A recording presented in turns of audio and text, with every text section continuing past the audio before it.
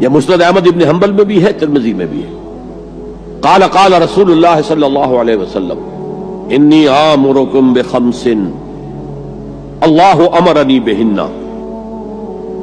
یہ ایک روایت میں اضافی الفاظ ہیں، اللہ امرنی بہن، دوسری میں نہیں ہے۔ انی آمرکم بخمس کے بعد شروع ہو جاتی ہے بالجماعت والسمع والطاعت والہجرت والجہاد فی سبیل اللہ۔ مسلمانوں میں تمہیں 5 باتوں کا حکم دے رہا ہوں، اور یہ حکم اللہ نے مجھے دیا ہے۔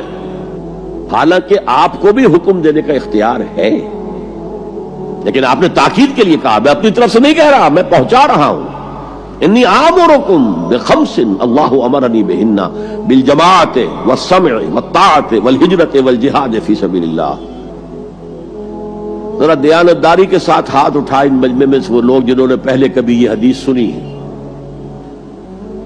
ایک تو ادھر میں نے ہاتھ دیکھا ہے، اس کا چرچا ہی نہیں ہمارے ہاں۔ کیوں؟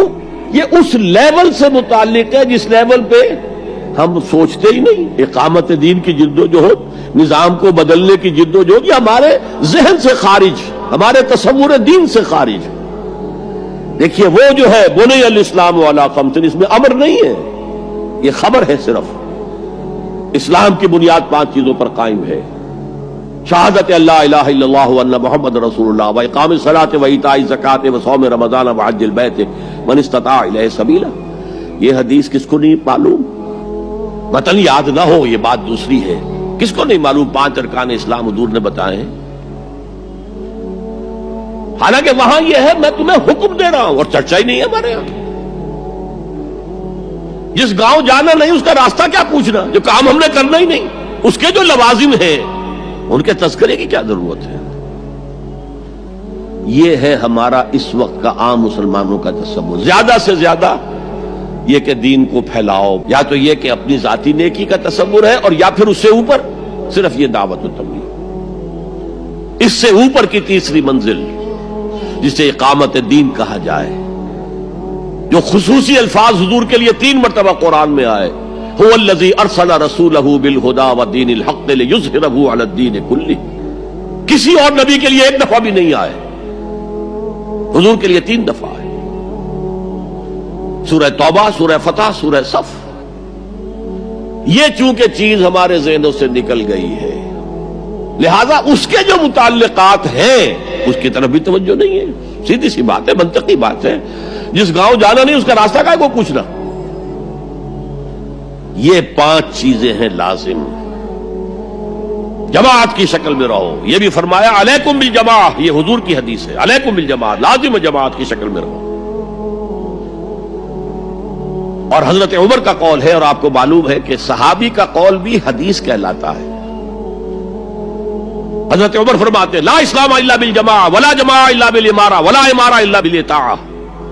کوئی اسلام بغیر جماعت کے نہیں، کوئی جماعت بغیر عمارت کے نہیں، اور کوئی عمارت بے فائدہ ہے اگر اس کی اطاعت نہ ہو۔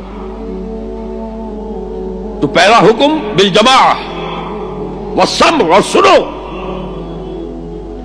سننے کے لیے وابستہ رہنا ہوگا، وابستہ رہ شجر سے امید بہار رکھ۔ اب یہ نہیں ہو سکتا تھا کہ حضور پر کوئی بات آئی ہے تو آپ خود ہر ایک کے گھر جا جا کے اس کو پہنچائیں۔ آپ وابستہ رہیں اس نظم جماعت کے ساتھ، جیسے کہ درخت کا پتا جو ہے اس تک بھی جڑ سے لے کر جو غذا آ رہی ہے درخت کے پتے تک پہنچ رہی ہے۔ تو پیوستہ رہ شجر سے امید بہار رکھ، اس پیوستگی کے ساتھ، تاکہ وہ سارے احکام آپ تک خود بخود پہنچے۔ والطاعہ، اور اطاعت۔ 3 چیزیں ہو گئی، بالجماعت والسمع والطاعت والہجرت والجہاد فی سبیل اللہ۔ اور میں اس کی حقیقت پہلے بھی بیان کر چکا ہوں۔ ہجرت، اس کی بنیاد کیا ہے؟ حضور سے پوچھا گیا ای الہجرت افضل یا رسول اللہ، اے اللہ کے رسول سب سے اعلیٰ اور سب سے افضل ہجرت کون سی ہے؟ فرمایا ان تہجر ما کرہ ربک، ہر اس چیز کو چھوڑ دو جو تمہارے رب کو پسند نہیں ہے۔ آج اپنے گریبان میں جھانکیے، جو چیز زندگی میں غلط ہے شریعت کی روح سے، طے کیجئے کہ اب نہیں ہوگی، اب ختم کر دوں گا، ہجرت شروع ہو گئی آپ کی۔ ان تہجر ما کرہ ربک، ہر اس چیز کو ترک کر دو، چھوڑ دو جو تمہارے رب کو پسند نہیں۔ اور آخری ہجرت تو آئے گی وہ اقامت دین کے آخری مرحلے میں، جب اقدام ہوگا، جب نظام کو چیلنج کیا جائے گا، پھر جو ہجرت ہوگی وہ فرض ہجرت ہوتی ہے۔ مدینے کی ہجرت فرض تھی، ہجرت حبشہ فرض نہیں تھی۔ وہ تو جن لوگوں کی ہمت جواب دے رہی تھی اور جو پرسیکیوشن ہو رہی تھی اور جو تشدد ہو رہا تھا اس کو برداشت نہیں کر پا رہے تھے، انہیں اجازت دے دی گئی کہ ٹھیک ہے چلے جاؤ، حبشہ کی طرف ہجرت کر جاؤ۔ مدینے کی ہجرت فرض تھی۔ اگر کوئی ہجرت نہیں کر رہا، ما لکم من ولایتہم من شیء حتی یہاجروا، تو اے مسلمانوں تمہارا ان سے کوئی تعلق نہیں ہے جب تک کہ وہ ہجرت نہ کرے۔ بلکہ سورہ نساء میں اس کو بھی ایک طرح کا نفاق قرار دیا گیا۔ تو وہ ہجرت بڑی ہجرت ہے، گھر بار چھوڑ کر، اور مکے والے جو گئے تھے چھوڑ کر، وہ قریش کے بھیڑیوں کے رحم و کرم پر چھوڑ کر گئے تھے اپنے گھر والوں کو، اور ان کا سارا گھر کا سامان لوٹا گیا تھا، اور اس سارے سامان سے وہ کیپٹل فراہم کیا گیا تھا جس کو لے کر ابو سفیان کا قافلہ گیا تھا شام کی طرف، جس کا حضور نے پیچھا کیا تھا لیکن وہ نکل گیا تھا۔ جب وہ واپس آ رہا تھا تب حضور نے پھر اس کو کنفرنٹ کرنے کے لیے مدینے سے باہر نکل کر پروگرام بنایا، لیکن وہ اللہ کو کچھ اور منظور تھا، ادھر سے لشکر آ گیا اور جنگ ہو گئی، جنگ بدر ہو گئی۔ تو ہجرت کیا ہے؟ شروع سے ہجرت کیا ہے؟ ان تہجر ما کرہ ربک، اور سب سے اوپر کیا ہے؟ گھر بار، اپنے آباء و اجداد کی وطن، جہاں آپ کے آباء و اجداد دفن ہے، چھوڑو، جاؤ، اور جاؤ وہاں جہاں پوری طاقت مرکوز ہو جائے، تاکہ آپ نظام باطل کو چیلنج کرنے کے لیے ساری طاقت ایک جگہ جمع کر سکیں۔